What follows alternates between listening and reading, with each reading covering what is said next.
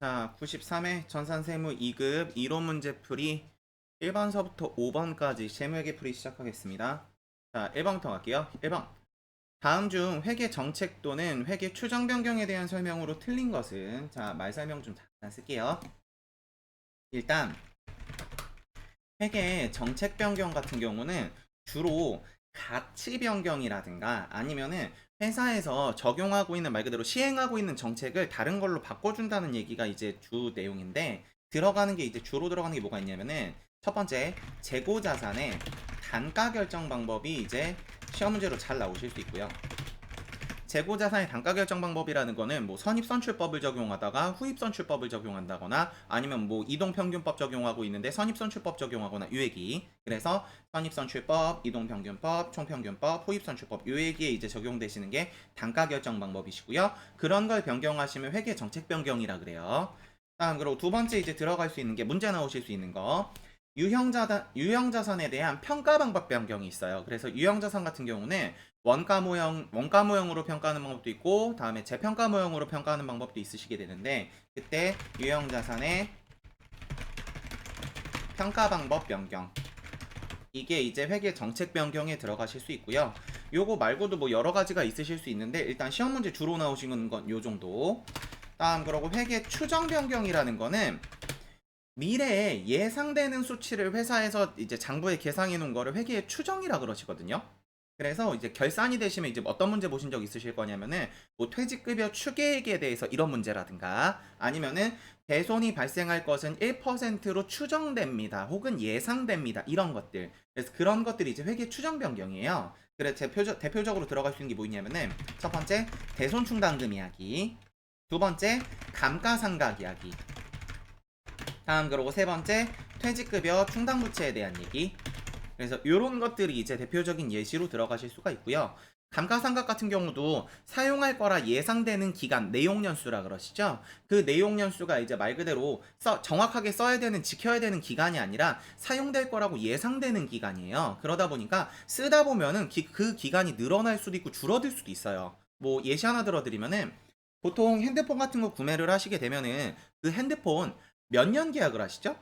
2년 계약을 하시죠. 그 이유가 뭐냐? 핸드폰을 구매했을 때 대략 한 2년 정도 쓸 거라고 생각하고 이제 사는 거거든요. 근데 쓰다가 그 기간을 2년 꼭 쓰고 나서 꼭 바꿔야 되거나 버려야 되는 건 아니죠. 더 쓰실 수도 있어요.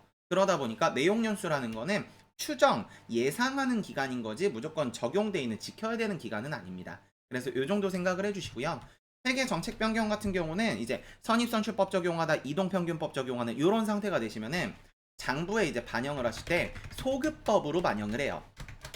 이제 소급법이라는 건 뭐냐면은 이전 재무제표를 같이 수정해 주시는 걸 소급법이라 그러고요.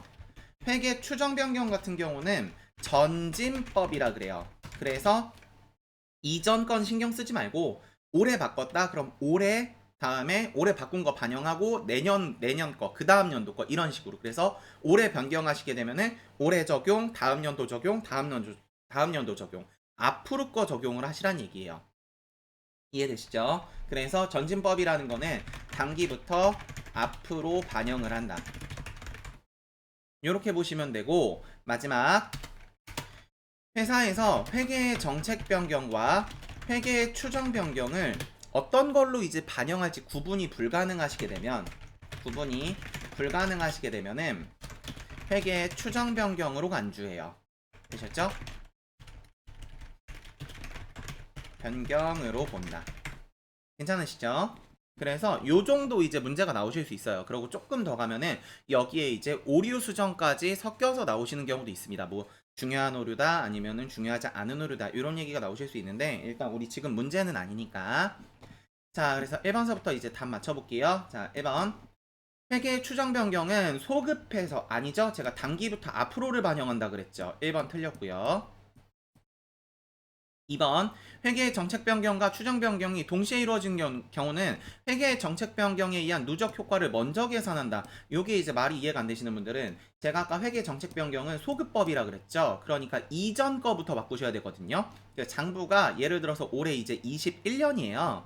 그래서 20년도 장부가 있고 21년 장부가 있고 22년 장부가 있는데, 예를 들어서 회계 정책 변경을 21년도에 선입선출법을 적용을 하다가 이동평균법으로 적용을 하시게 되면은 이전 거를 먼저 이동평균법으로 바꾸고 그거를 단기에다가 다시 이제 누적 효과까지 같이 반영을 해주셔야 돼요. 그러고 이제 추정 변경은 제가 빨간색으로 써볼게요. 추정 변경은 올해 발생하신 것부터 적용을 한다 그랬죠. 그러다 보니까 적용되는 게 정책 변경부터 이전 거에 적용을 하고 그것 이제 엎어서 그것까지 이제 누적 효과 반영을 해서 단기에 소급법 적용된 회계 정책 변경과 다음에 전진법 적용돼야 되는 추정 변경까지 같이 하시는 거예요. 되셨어요? 그래서 올해 정책 변경이 되면은 예전 거를 먼저 고쳐서 그 장부 고쳐진 거를 올해에다 반영하면서 추정 변경까지 같이 들어가셔야 되는 겁니다. 되셨죠? 그래서 1번 다시 2번 맞는 얘기예요. 누적 효과를 먼저 계산하시고 그러고 나서 그거를 단기에 반영해주고 이렇게 가셔야 되는 거예요. 다음 3번 회계 변경 효과를 회계 정책 변경과 추정 변경으로 구분이 불가능하게 되면 추정 변경으로 본다. 오케이, 맞죠? 다음 4번 회계 정책의 변경을 반영한 재무제표가 더 신뢰성 있고 목적 적합한 정보를 제공한다면 회계 정책 변경을 할 수 있다. 뭐 이건 당연한 얘기고요. 다음 아래 내려갑니다. 2번 갈게요. 2번 다음 중 유형자산 취득 시 회계 처리와 관련된 설명으로 틀린 것은 1번 유형자산을 취득하는 과정에서 국공채를 불가피하게 매입하는 경우 해당 채권의 실제 매입가액과 채권의 공정가치와의 차익은 유형자산의 취득원가에 포함한다. 분개 생각을 해보면 이제 어떤 문제가 가끔 나오냐면은 국채 액면가액 100원 구입 당시 공정가치 80원. 그래서 국채를 현금 120원에 차량 매입 시 같이 매입하다. 혹은 아니면은 차량을 매입하기 위해 국채 액면가액 100원, 공정가치 80원에 현금 120원에 차량 매입 시 같이 매입하다. 이런 문제가 나오시게 되면은 하나 생각해 주실 거, 이제 문제를 푸시다 보면 분개하실 때 공정가치 혹은 시가로 이제 분개 풀이를 하셔야 되는 거를 이제 분개를 하셔야 되는 문제가 나오실 수 있는데, 여기에 이제 첫 번째 들어가시는 게 지금 적어드린 한다. 첫 번째 들어가는 게 지금 적어드린 유가증권의 매입이에요. 되셨죠? 그러고 두 번째 이제 공정가치로 분개하시는 게 대표적으로 뭐가 있으시냐면은 현물 출자 얘기. 자산을 구입하면서 원래 돈을 주고서 이제 돈을 지급하고 구입하셔야 되는데 그게 아니라 물건 구입하시면서 우리 회사에 주식을 주는 경우. 다음 세 번째 이제 그 다음에 들어가시는 게 뭐가 있으시냐면은 자산을 증여받았을 때, 그래서 자산 수중이익이 생겼을 때. 이거 말고도 뭐 여러 가지가 있으실 수 있어요. 뭐 이종 자산에 대한 이제 교환이라든가 아니면은 이제 요거는 공정가치로 쓴다는 아닌데 이제 공정가치 사용을 해야 되는 거. 뭐 토지와 건물을 일괄 구입해서 100원으로 구입했습니다. 그럼 이제 토지께 얼마, 뭐 건물께 얼마 이렇게 나눠줘야 되는데 그럴 때도 공정가치를 써요. 근데 보편적으로 이제 시험 문제 요즘 잘 나오시는 거는 요렇게 세 개.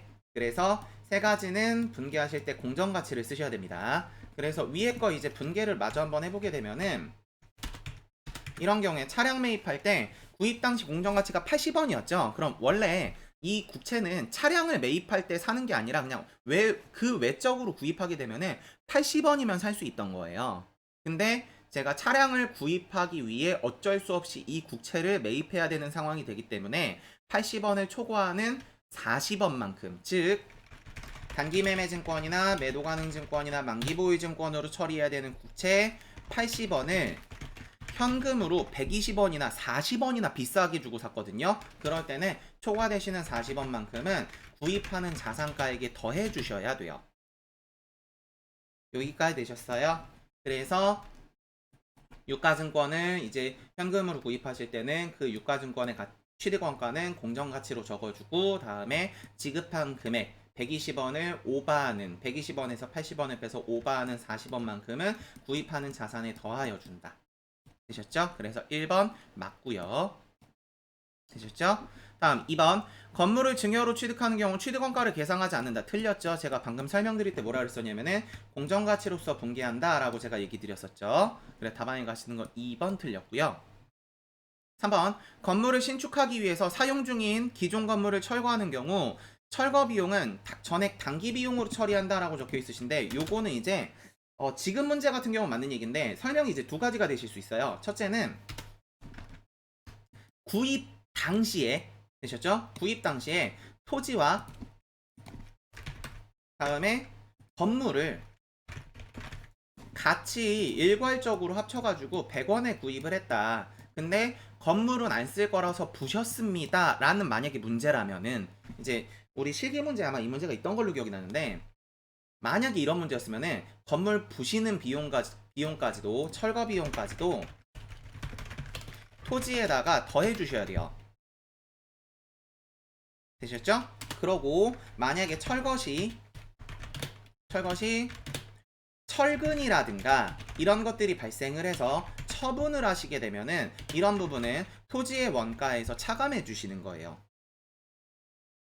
여기까지 되셨어요? 자, 그래서 요게 이제 첫 번째 케이스. 이거는 구입 당시에 건물을 때려 부시는 거. 되셨죠? 근데 지금 같은 경우는 이미 사용 중이던 건물이거든요. 구입할 때가 아니라 이미 회사에서 건물을 쓰고 있었어요. 땅 위에다가 건물이 지어져 있어서 이 건물을 사용 중이던 거거든요. 그럼 이 건물을 때려 부시게 되면은 들어가시는데 이제 소요되는 비용이라든가 이런 것까지 건물의 감가상각누계액이나 전부 다 고려해서 전부 다 이제 손실 부분으로 건물 이제 들어가시는 비용 중에 만약에 철거 비용이나 이런 게 추가적으로 더 들었다 그러시면은 유형자산 처분 손실로서 단기 비용으로 처리를 합니다. 그래 3번 맞고요. 다음 4번 정부 보조금으로 자산 취득 시 해당 정부 보조금은 해당 자산의 취득원가에서 차감하는 형식으로 기재한다라고 적혀 있으시죠. 정부 보조금 같은 경우는 처리하실 수 있는 방법이 두 가지예요. 이연 수익으로 잡아서 선수 수익으로 잡아서 결산 시마다 이제 수익으로 잡는 방법도 있고 다음에 정부 보조금을 자산에 대한 차감적 성격으로 잡아서 이제 연도마다 감가상각비에서 조금씩 이제 덜어주는 방법도 있고 되셨죠? 그래서 답안에 가시는 거 4번 맞습니다. 그래서 처음에 이제 분개를 하실 때 자산에서 차감하시는 방법 아니면 이연 수익으로 잡아서 부채로서 잡았다가 나중에 수익으로 잡는 방법 두 가지가 있습니다. 답안에 가시는 거 2번이시고요. 다음 그러고 정부 보조금에 대한 계산 얘기는 TAT 2급이나 아니면 전산세무 1급에 가면 많이 나와요. 되셨죠? 다음 또 가볼게요. 자 문제 3번 갑니다. 다음 중 무형자산에 대한 설명으로 틀린 것은 어떤 것이냐 라고 적혀 있으시죠. 자 감가상각 얘기가 1번에 있으시네요. 자 질문 잠깐 볼게요.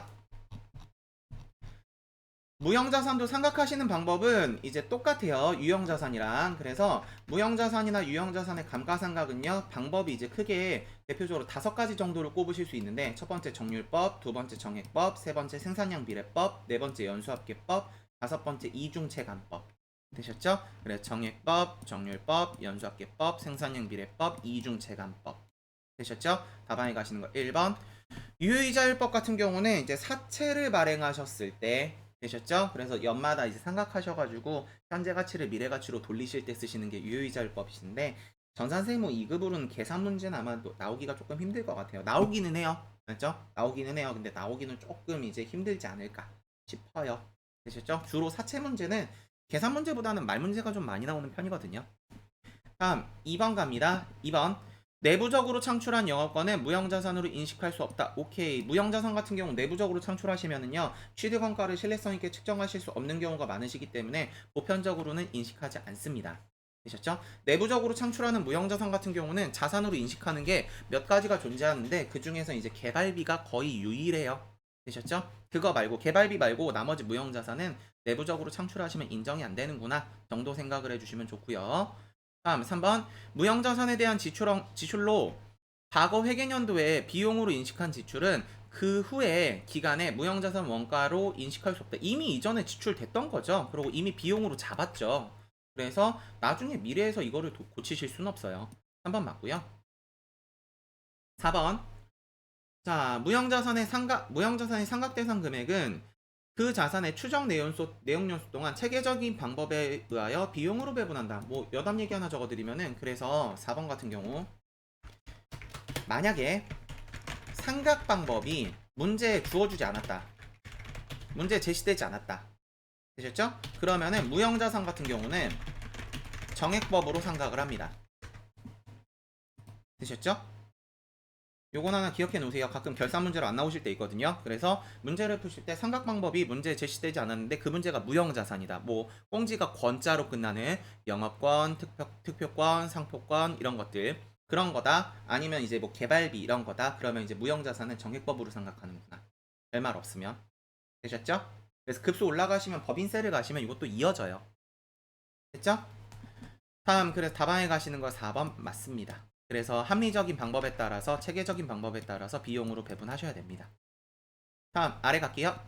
4번 자본 조정에 해당하지 않는 것은 어떤 것일까요?가 있으시네요. 요것도 깜지를 잠깐 보시면은,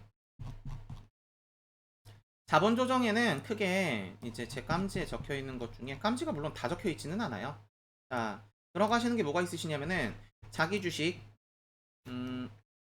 처음에 보시면 자기 주식, 다음에 주식 할인 발행 차금, 다음에 주식 할인 발행 차금, 감자차손, 다행히 다 적혀 있네요. 자, 답안에 가시는 거 4번이신데, 깜지에 제가 필기 이제 진도 나갈 때 적어 드리는 건데, 미교부 주식 배당금 같은 경우도 자본 조정 안에 들어가요. 되셨죠? 그러고 이제 적혀 있는 것처럼 1, 2, 3, 여기가 4겠네요. 4, 여기가 5겠네요. 못해요. 자, 그래서 적혀 있는 것처럼 매도 가능 증권 평가 이익은요, 평가 손익은 기타 포괄 손익 누계익입니다. 답안에 가시는 거 4번. 다음 5번 가볼게요. 자, 5번 다음 사례의 회계 처리에 대한 설명으로 가장 틀린 것은 어떤 것일까요? 요거는 분개를 하셔야 되겠네요. 자, 1번. 자, 첫 번째부터 볼게요. 2020년 3월 1일 $10,000 상당의 제품을 해외 외상으로 판매하였다예요. 자, 그럼 요날 뭐 선적했다라고 적혀 있으면 좋은데, 이날 아마 선적을 했겠죠. 뭐 메인 매출 전표, 부가세 문제라면 전날 아마 메인 매출 전표가 쳐져 있지 않을까 싶긴 한데, 일단 분개는 할게요. 자, 그래서 3월 1일 당시에 돈을 외상으로 팔았으니까 차변에는 외상 매출금일 거고요. 이 금액은 얼마일 거냐면은 $10,000를 팔았죠. 그러고 1달러당 1,000원이네요. 그래서 차변에 들어가는 게 1,000만원일 거고요. 대변에는 제품 팔았죠. 제품 매출 1,000만원이실 겁니다. 되셨죠? 그래서 차변에는 외상 매출금 계정으로 처리한다. 맞고요. 앞에 날짜가 조금 안 보이는데 문제 푸는 데는 지장이 없어서 그냥 냅둘게요. 자, 다음 2번. 20년 3월 1일 회계 처리 시 대변엔 제품 매출 계정으로 기록한다. 오케이, 맞죠? 3번. 회계 처리 시 차변에 3월 31일이네요. 자, 3월 31일에 분개 한번 볼게요. 보통 예금으로 입금됐대요. 자, 그럼 3월 31일에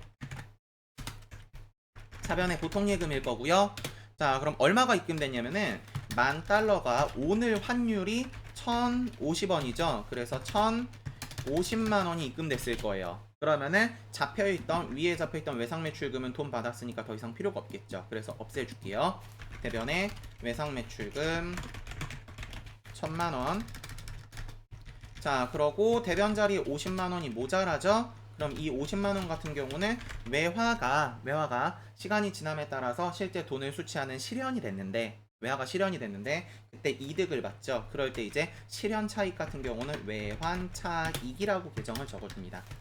그래서 이렇게 되고요. 여담 기중에 실현이 돼서 실현자는 딱히 어려우시면 모르셔도 돼요. 실현이 돼서 분개를 하시게 되면, 분개는 네 글자로 쓰시는 거예요. 되셨죠? 그래서 여기 이제 들어가실 수 있는 게 외환 차익, 다음에 외환 차손. 그러고 결산에 미실현 상태에서 분개가 나와서 외화 분개가 나오시게 되면은 6글자로 분개를 해요. 그래서 외화 환산 이익, 외화 환산 손실, 이렇게. 괜찮으시죠? 그래서 이제 답을 맞춰보면은, 자, 차변에는 보통예금 계정 과목으로 처리한다. 맞죠? 다음, 그러고 4번 회계 처리 시 대변에는 외상 매출금의 감소와. 맞죠? 자, 외화환산이익이 발생한다. 틀렸죠? 외환 차익이라고 제가 설명드렸죠? 외환환산이익은 결산 때 쓰는 겁니다. 답안에 가시는 거 4번이세요. 요렇게 괜찮으시죠? 자, 그래 재무회계 풀이는 여기까지고요. 자, 그 다음에 원가회계 풀이해서 뵙겠습니다. 수고하셨습니다.